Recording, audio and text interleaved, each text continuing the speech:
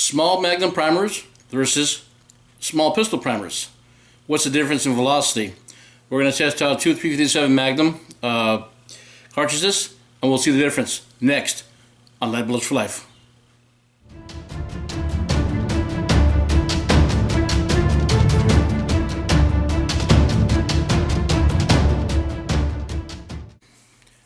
Small pistol primers versus small Magnum primers for your 357 Magnum loads. Doesn't make a difference in velocity, performance, and just all around general loading data that could be used for a good load or a bad load. So we're going to find out today. We got two loads we're going to be testing out.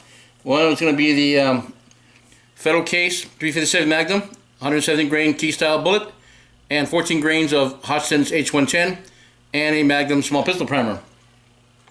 Next on the list is going to be a Winchester Case standard primer, 170 grain Keith bullet, and a 110 grains, well, 14 grains of H110. All right, so at the end of this video, guys, I'm going to give you a little bit of a little bonus here. So we'll compare these first, and then I'll get on with the bonus, and we'll show it at the end of the video. Okay? So let's get out to the range, give them a test shot, and see if they make a difference or not. So we're going to start off with the 357 with a standard pistol primer. We'll do 6 shots, and then we'll do the Magnum pistol primer. Okay, 6 shots with the standard primer.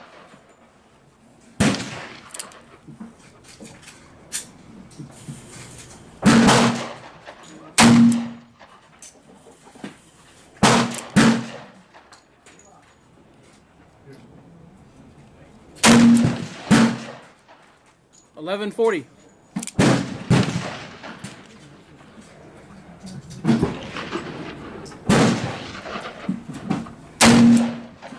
$10.06.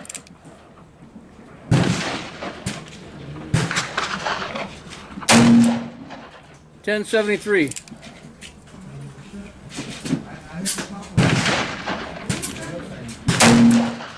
$10.68.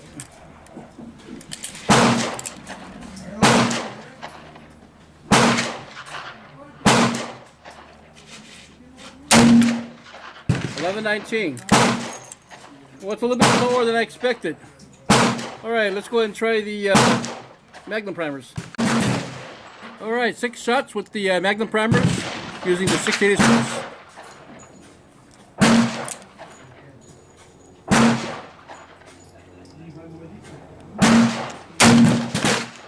$10.33.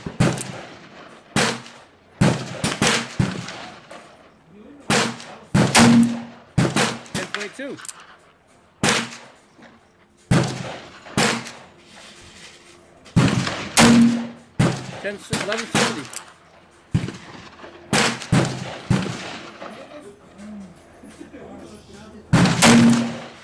$12.04.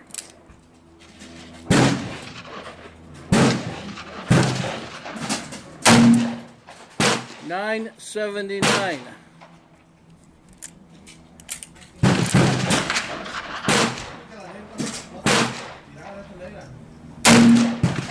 $11.81. Well, I don't know what to tell you. The chronograph's working fine. I'm just not getting enough velocity out of those 15 grainers. Okay. Anyways, I told you I had a special treat for you, so here it is. All right. 200 grain bullet, 357 Magnum cases, 12 grains of Winchester Western 296, and a Magnum pistol primer. Let's see what the velocity is. All right, 6 shots with a 200 grain, 12 grains of Winchester Western 296, and a 357 Magnum case out of the 686.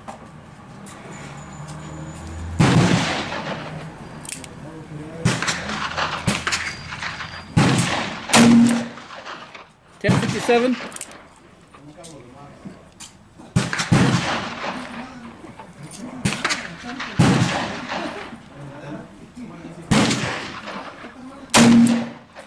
$10.02.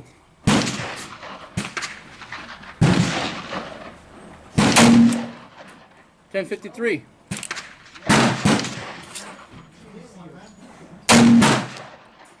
10-11.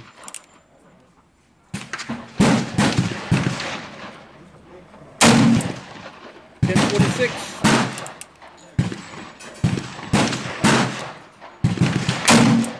$10.16. All right. Well, they did about the same as the H110. So this coil was quite a little bit stout, but manageable. And velocity wasn't as expected, but it went over 1,000 feet per second. All right, let's go ahead and go home and talk about today's shoot. And as you can see, down range, accuracy was quite good, 15 yards away. All right, so we're back from the range, and I tell you what, I was quite surprised at the results of the test. With the 170 grain, 14 grains of H110 with a standard pistol primer, velocities were like upper 900s to mid 1000, which was consistent. Now, I kind of expected a lot of sporadic jump because of the small pistol primer. Now with the Magnum primer, the velocity went up just a small percentage, maybe 5%, maybe less than that, maybe 10%, I don't know. But, you know, I had a couple that reached 1130 a couple of times. The rest of it was like 1050, 1080, you know. So I don't see a big difference in using Magnum primers for the H110. As a matter of fact, the standard primers did pretty good, actually, I'll be honest with you. You know, with a heavy crimp on it and all, it did pretty good. So I think that it's based on, you know, test per test, gun per gun, loading per loading kind of thing. It's trial and error kind of thing. I believe that the Magnum primers are extremely better for colder weather, you know, like Alaska or some places in the northeast areas. And but you know, the old Smith & Wesson did its job today. Now, the 200 grain version of the 357, again, I was kind of surprised about the low velocity. They went over 1,000 feet per second, like 1,050, pretty much equal to the 170 grainer. And I was using 12 grains of 296 with a Magnum primer. But because of the consistency of the cartridge, I believe that is pretty much maxed out for the 296 caliber powder. So, you know, you can't expect to push a 200 grain bullet faster than, you know, a 158 grain out of a 4-inch barrel. It's just not going to happen. First of all, you don't have that capacity for the slow burning powder, and you want a slow burning powder for something that, you know, that's going that fast, you know, for pressure reasons. But I had no flattened primers. They weren't sticking, so I think in general the cartridges that I made with the 110 and the 296 were pretty good, actually, you know, given the weight. Maybe, I mean, with 14 grains of H110, I was kind of like, yeah, you know, it was a safe queen type of load, I think, you know. I could have probably pushed it up higher, but what for? It kicked enough, it was accurate enough, and it fired over 1,000 feet per second, just under 1,100. And that explains why I was, you know, gripping pretty good. Same for the 200 grainers. I was elated at the fact that they didn't have flattened primers, and the book spec said 1,350, but yeah, we were not even close to getting that. But then again, the book specs don't tell you what kind of a gun they're using. That could have been a carbine, all we know, or an 8-inch test barrel. So, you know, again, your mileage will vary differently from gun to gun, loading to loading, and atmospheric conditions. Today it was 60 degrees.